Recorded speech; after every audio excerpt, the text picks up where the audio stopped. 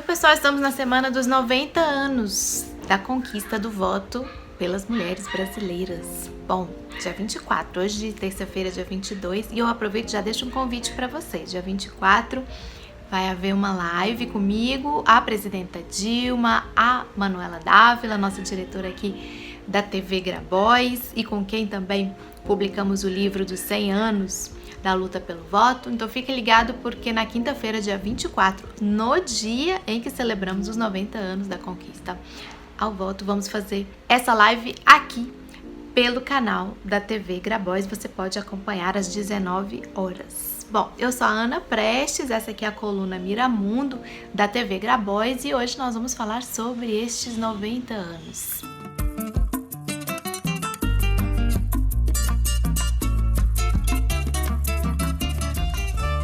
90 anos da conquista, mas antes da conquista muita coisa aconteceu. Nós costumamos dizer que uma luta sufragista para valer começou há um pouco mais de 100 anos, no começo do século XX, principalmente através das mãos da professora Leolinda Daltro, que em 1910 fundou o Partido Republicano Feminino e comandou nessas primeiras décadas do século XX várias ações, várias iniciativas com essa reivindicação, a reivindicação das mulheres para que elas pudessem participar da política, para que elas pudessem votar, para que elas pudessem ser votadas. Antes, lá no século XIX, por influência também das sufragistas britânicas, francesas, norte-americanas, aqui no Brasil já havia começado uma série de iniciativas de mulheres, tanto na imprensa, como pressionando a Constituinte, a Assembleia Constituinte de 1891, para que isso fosse incluído na Constituição, mas não foram vitoriosas. Então, desde final do século XIX para início do século XX, as mulheres brasileiras já estavam organizadas neste movimento que ficou conhecido mundialmente como movimento sufragista das mulheres e que não era um movimento absolutamente homogêneo, tinha suas diferenças internas. Inclusive, a professora Leolinda Daltro, o Partido Republicano Feminino e as mulheres com quem ela arregimentava outras mulheres para conquistar para essa bandeira e lutavam por outras questões também, outros direitos das mulheres, direito ao trabalho, as leis trabalhistas, direito à educação. A Leolinda Daltro foi por muito tempo tratada de forma desqualificada, de forma pejorativa aqui no Brasil, principalmente pela imprensa e pela nossa estrutura patriarcal política, que reverbera obviamente também na imprensa e na mídia. Ela é chamada de mulher diabo, ela falava que ela tentava colocar fogo, que ela era uma mulher homem. Quando depois, um pouco mais tarde, lá para 1918, 1919, chega uma outra liderança que também é reconhecida não só no Brasil, mas mundialmente como uma sufragista muito importante, a Berta Lutz. O movimento que a Berta Lutz organiza tenta se diferenciar desse movimento da professora Leolinda Daltro. Elas tentam passar uma impressão de que elas, na Federação Brasileira pelo Progresso Feminino, que acabou nascendo do movimento organizado por Berta Lutz no final, lá por 1919, início de 1920. Então elas diziam que elas eram mais cordatas, que elas dialogavam com os homens e, de fato, foram movimentos que se complementaram, porque esse movimento feito nas ruas e feito como uma forma mais ativa de ação civil acabou sendo complementado por um outro tipo de movimento que se deu nos bastidores do poder, se deu nos palácios, se deu dentro do Congresso Nacional, na Câmara dos Deputados, no Senado, na conquista de parceiros, na conquista de aliados, tanto representantes da Igreja Católica, como diversos senadores e deputados, ou, por exemplo, um senador que acabou ficando muito próximo da Berta Lutz, o Juvenal Lamartine, e que era governador do estado do Rio Grande do Norte.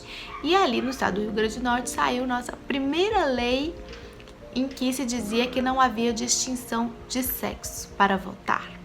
Então, homens e mulheres poderiam votar. Mas essa lei não foi reconhecida. Quando as mulheres deram um voto ali no Rio Grande do Norte, 15 mulheres pioneiras foram lá e depositaram o seu voto, Celina Guimarães, Júlia Barbosa e outras, porque ainda estava valendo a Constituição de 1891, em que as mulheres não eram consideradas cidadãs. Havia o termo cidadãos, os cidadãos alistáveis para votar, mas as mulheres não eram compreendidas como cidadãs. E uma série de mulheres começa já no final da década de 20, 1927, 28, 29, a tomarem uma iniciativa de não reconhecer essa Constituição. Uma delas foi, por exemplo, a mineira Mieta Santiago, que foi lá, impetrou um mandado de segurança na Justiça Mineira, conquistou o direito de votar e de ser votada, se candidatou a deputada federal e foi ali e exerceu o seu direito. E a base, o fundamento do mandado de segurança dela era justamente de que a Constituição de 1891 falava de cidadãos e mulheres e homens são cidadãos.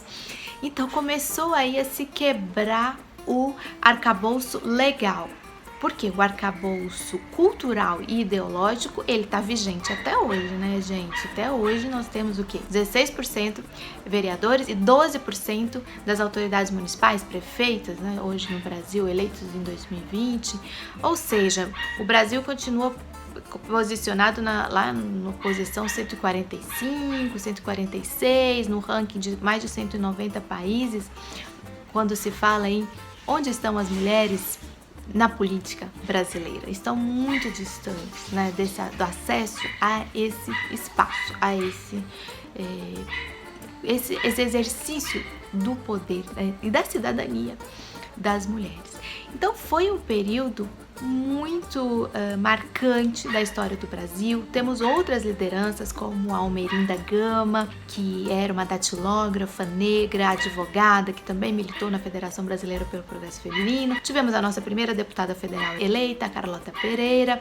Tivemos a Antonieta de Barros, a nossa primeira deputada estadual eleita negra, uma das primeiras deputadas estaduais eleitas e a primeira deputada estadual eleita negra. Então, estamos comemorando 90 anos em que a atividade política constante dessas mulheres acabou forçando uma situação em que, pós-Revolução de 30, em que Getúlio Vargas assume o poder, vai se constituir um novo Código Eleitoral e essas mulheres se articulam, elas se mobilizam, elas fazem abaixo-assinado, elas vão tititi no ouvido dos parlamentares, elas entram nas comissões onde está se debatendo o Código Eleitoral e conseguem que em 1932, pela primeira vez, uma lei nacional, um Código Eleitoral, preveja o voto das mulheres, embora ainda limitado. Não, era um voto voluntário, não valia para todas as mulheres, eram mulheres que tinham renda, eram mulheres funcionárias públicas, eram mulheres com autorização do marido. O voto entre mulheres e homens no Brasil só vai ser completamente igual e obrigatório na década de 60. Então ainda vai demorar 30 anos, vão atravessar uma ditadura do Estado Novo. É uma história muito bonita. Essa história nós também contamos no nosso livro 100 anos da luta pelo voto no Brasil. Tem um vídeo aqui específico só sobre esse livro e nós vamos comentar essas histórias e os desafios que nós temos ainda pela frente, que são muitos, justamente nesse encontro que eu comentei com vocês no começo do vídeo, no dia 24 de fevereiro, às 19 horas, aqui pela TV Grabois. Então, espero vocês lá, espero que vocês tenham gostado do vídeo de hoje. Nós demos aí uma pincelada em quais foram as principais lideranças do movimento sufragista no Brasil, mas vamos falar muito mais disso lá nesse encontro. Até o próximo vídeo e curtam, comentem, espalhem as nossas ideias por aí.